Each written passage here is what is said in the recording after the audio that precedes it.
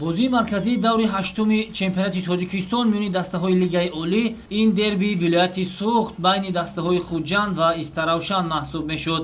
дидори мазкур дар варзишгоҳи бисолагии истиқлолияти тоҷикистон воқеъ дар шаҳри хуҷанд сурат гирифта, дар 45 дақиқаи нимаи аввали майдондорӣ ва футболбозони ҳарду ҷониб имкон даст надод ки дарвозаҳои ҳамдигарро рахна бисозанд. ҳамин тавр нимаи аввали бозӣ бе задани гол бо натиҷаи мусовӣ ҷамъбаст гардид. ёдовор мешавем ки дастаи истаравшани шаҳри истаравшан то дидор бо дастаи хуҷанд 4 дидори охир пай дар ҳам ба шикаст дучор шудааст. дастаи истаравшан аз оғози мавсими ҷорӣ дар чемпионати тоҷикистон танҳо як ғалаба ба даст овардааст. нимаи дуюми майдондории дастаҳои хуҷанд ва истаравшан низ ба монанди 45 дақиқаи қисмати аввали вохӯрӣ қариб ки баробар ҷараён дошт. дар нимаи дуюм низ шогирдони рустам хоҷаев аз имкониятҳои мусоиди голзанӣ самаранок истифода бурда наметавонистанд.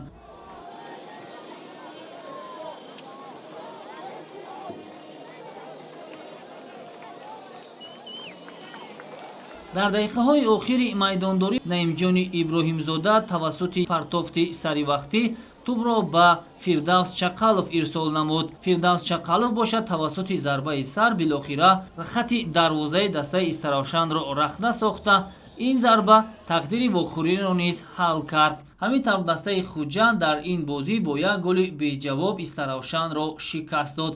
барои дастаи истаравшан ин панҷумин бохти пайдарҳам маҳсуб мешавад. бо шикаст додани истаравшан хуҷанд низ ба силсилабозиҳои бидуни ғалабаи худ ки ба 5 бозӣ расида буд нуқта гузошт. ёдовор мешавем ки барои дастаи хуҷанд низ ин дуюмин ғалаба дар 8 бозӣ анҷомдодааш маҳсуб мешавад ва ҳамакнун соҳиби 9 имтиёз шуда мавқеи худро дар ҷадвали умумии чемпионат низ беҳтар кард. чӣ хеле ки ба ҳамагон маълум аст, бозии имрӯза бесармураббӣ ба бозӣ омадем. бозӣ хуб буд, ҳолатҳои голзанӣ бисёр доштем. хай футбол аст, омад аст, ноомад аст. дар дақиқаи 87 дастаи ҳариф, дастаи хуҷанд бо як голи ғалабовар бозиро ба итмом расонид. албатта ин мушкилое ки дар дастаи истаравшан айни ҳол вуҷуд дорад, 5 бозӣ пай дар пай бохти албатта нигаронкунанда аст. баъди ин бозӣ ба таътили як моҳа ҳамаи дастҳо мебуранд.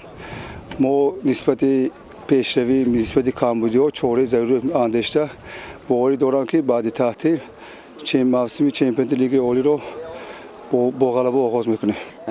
мо мефаҳмидем ва медидем ки мухлисони мо интизори ғалабаи дастаи хуҷанд аст, лекин он мушкиливу он чизое ки буд мо албатта ин чизоро дида истодем ва дар тамрино албатта ислоҳ мекардем ва намедонам аз чӣ сабаб ин ғалабаҳо ҳамин хел ба вазминӣ мебиёянд, лекин чунки бо як борга гуфтам табрикам ай мухлисой ва албатта шогирдои худро ки дар ҳамин бозӣ он чизое ки мо талаб кардем, он нақшое ки буд иҷро кардан. як чиз набуд, фақат аз аввали бозӣ ба фикри ман бозӣ бо он равиши гирифт ки чизе ки мо мехостем ва чизе ки интизор будем, лекин барои ғалаба кардан гол дар кор аст. он вазъиятое ки голзанӣ доштем истифода набурдем ва хурсандем ки дар охир ҳамун як голе ки ба мо ғалаба овард фирдавс чақалов ба нишон расонд.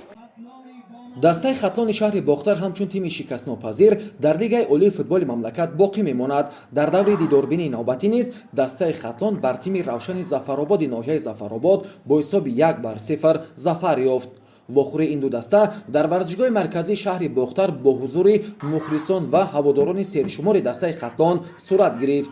қисми аввали дидори мазкур бе кушодани ҳисоб пушти сар шуд. ҳисоб дар дақиқаи 57-уми майдондорӣ кушода шуд. ҳамлавари соҳибноми дастаи хатлон рақами 30 Нуриддин Ҳамроқулов аз як ҳолати мусоиди голзанӣ истифода бурда тӯбро дохили тури дарвозаи дастаи равшани зафаробод намуд ва бо ҳамин як голи задаи ин бознигар вохӯрии ин ду даста бо натиҷаи 1-0 ба анҷом расид. ман фикр мекунам ки бо чунин бозигузорӣ, бо чунин рафти бозӣ мо дер боз дар صدر جدول چمپیونات قرار گرفتن نمیتونیم چون که بازی امروزه که بازی گذشته با دسته ریگر تداز ما گفتیم که بعد از بازی استقلال اذیت جسمانی با خود نآمدیم ولی بازی امروزه نمیدونم از چه لحاظ بود که بازیگر ما تمام در میدان حرکت های انیق دقیق نداشتند و قسم دوم بازی حتی بعضی گلی که ما به ثمر آوردیم حتی حریف میتونست که دو سه مرتبه با دروازه ما گل وارد کند استفاده برد از خطاگی داخل دروازه‌بان از خطاگی داخل خط دفاع ولی خرسندیوارش همین است که ما یک صاحب سه امتیازی و درصد چمپیونات درصد جدول چمپیون موقع رو مستحکم کردیم و فکر میکنم که در رفت بازی و در آینده باید تغییرات وارد کرد چون که با چنین رفتار ما موقع ما رو آهسته آهسته بوی دادن ممکن است. К сожалению, забивает тот, кто выигрывает. У нас хорошие моменты, стопроцентные. Опять не первую игру реализация хромает, есть над чем работать.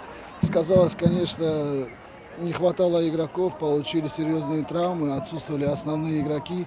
Но то, что ребятам спасибо за игру, за самоотдачу. Немножко, наверное, уверенности и фарта, и удачи не хватило, чтобы довести игру до положительного результата. А так, в целом, по итогу матча игрой доволен, ребятами доволен.